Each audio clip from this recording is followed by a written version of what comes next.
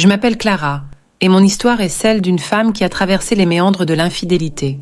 Je n'ai jamais pensé que cela m'arriverait un jour. Mon mariage avec Lucas était solide, ou du moins, c'est ce que je croyais.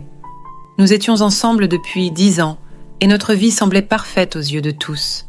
2 enfants adorables, une belle maison, des carrières florissantes. Mais derrière cette façade, des fissures invisibles se formaient. Avant de te raconter mon histoire, je t'invite à t'abonner si ce n'est pas encore fait et à activer la cloche de notification pour ne pas manquer les prochaines histoires. Tout a commencé l'année dernière. Je me souviens encore du jour où j'ai rencontré Marc pour la première fois. C'était lors d'une conférence professionnelle à Paris. Je suis avocate et Marc, lui, est un brillant architecte. Il animait une session sur l'urbanisme durable, un sujet qui m'a toujours passionnée. Dès les premiers instants, une connexion s'est établie entre nous. Son charisme et sa passion étaient contagieux.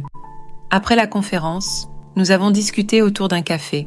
Ce qui devait être une simple conversation professionnelle s'est rapidement transformé en un échange plus personnel. Au début, je n'y ai pas prêté trop d'attention. Après tout, il n'était qu'un collègue rencontré lors d'une conférence. Mais au fil des semaines, nous avons commencé à nous écrire de plus en plus souvent. Nos échanges par courriel sont devenus quotidiens, puis plusieurs fois par jour. Nous parlions de tout et de rien, de nos vies, de nos rêves, de nos frustrations. Avec lui, je me sentais comprise et écoutée comme jamais auparavant. Je savais que je jouais avec le feu. Chaque message envoyé à Marc me remplissait de culpabilité. Lucas, mon mari, était un homme bon et il ne méritait pas cela. Mais quelque chose en moi était irrésistiblement attiré par Marc. C'était comme si je redécouvrais des aspects de moi-même que j'avais oubliés au fil des ans.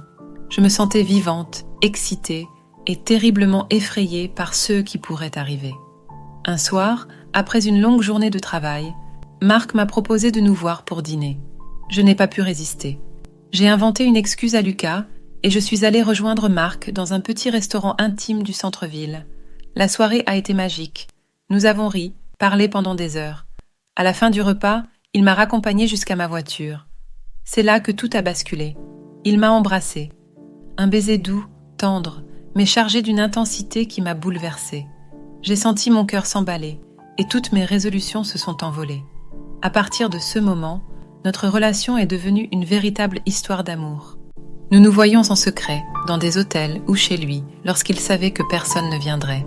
Chaque moment passé avec Marc était un mélange de bonheur et de culpabilité. Je vivais une double vie, essayant de concilier mon rôle de mère, d'épouse et cette liaison passionnée. Mais les mensonges finissent toujours par se retourner contre nous. Un jour, Lucas est tombé sur un message de Marc sur mon téléphone. C'était un simple « je t'aime », mais il suffisait à tout révéler. « Qu'est-ce que cela signifie ? De quoi parles-tu, chérie ? Explique ! Qui t'a envoyé ce message ? On vient de te l'envoyer. » J'ai jeté un coup d'œil sur le téléphone et j'ai constaté que Marc venait de m'envoyer ce message.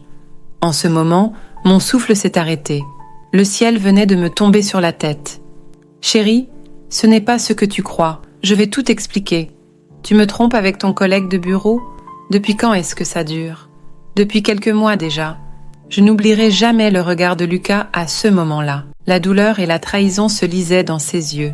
Il ne m'a pas fait de scène. Il est resté silencieux, puis m'a demandé des explications. J'ai tout avoué. J'ai raconté notre rencontre, nos échanges, notre relation. J'ai pleuré, supplié son pardon, mais je savais que rien ne pourrait réparer ce que j'avais brisé. « S'il te plaît, mon amour, pardonne-moi. Je t'en supplie, je ne sais pas ce qui m'a pris. S'il te plaît, pardonne-moi. Je vais partir de la maison. J'ai besoin de réfléchir à tout cela. C'est trop pour moi. J'ai besoin de temps. Je crois que je vais partir avec les enfants. S'il te plaît, chérie, ne fais pas ça. Ne t'en va pas. Je t'en supplie. Reste. Nous allons surmonter tout cela. Je t'en prie. Écoute-moi, s'il te plaît. » Lucas a décidé de partir quelques jours pour réfléchir. Il est allé chez ses parents avec les enfants, me laissant seule face à mes remords. Ces jours-là ont été les plus longs de ma vie. J'ai ressenti une solitude immense, un vide que rien ne pouvait combler. J'ai coupé tout contact avec Marc, réalisant que malgré l'amour que j'éprouvais pour lui, je ne pouvais pas continuer ainsi. « Marc, mon mari a tout découvert. Je suis désolée, je ne peux plus continuer cette relation. Mon couple est détruit, mon foyer est complètement brisé. Je ne sais quoi faire pour que mon mari me revienne. Quand Lucas est revenu, il était différent, plus distant, plus froid. Nous avons discuté longuement. Il m'a dit qu'il m'aimait toujours, mais qu'il avait besoin de temps pour digérer cette trahison. Nous avons décidé de suivre une thérapie de couple pour essayer de sauver notre mariage. Cela n'a pas été facile. Chaque séance était une épreuve, où nous devions affronter nos démons et nos blessures. Petit à petit, nous avons commencé à reconstruire notre relation. Cela a pris des mois, des années même. La confiance est quelque chose de fragile et il a fallu beaucoup de patience et d'amour pour la rétablir. J'ai compris que l'infidélité n'était pas la solution à mes problèmes, mais un symptôme d'un malaise plus profond. Lucas et moi avons appris à mieux communiquer, à exprimer nos besoins et nos attentes. Nous avons redécouvert pourquoi nous nous étions aimés au départ et avons travaillé ensemble pour raviver cette flamme. Quant à Marc, il est sorti de ma vie aussi rapidement qu'il y était entré. J'ai appris qu'il avait eu d'autres relations parallèles et que je n'étais pas la première femme mariée qu'il avait séduite.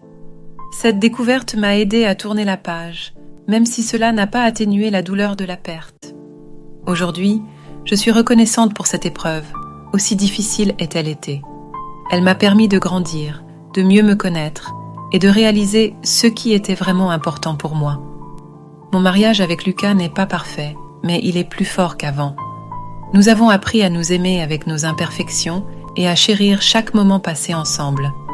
L'infidélité a laissé des cicatrices, mais elle m'a aussi montré la valeur de l'honnêteté et de la fidélité. Je sais que je ne referai jamais la même erreur. J'ai choisi de me consacrer pleinement à ma famille et de ne plus chercher ailleurs ce que je dois trouver en moi-même et dans mon couple.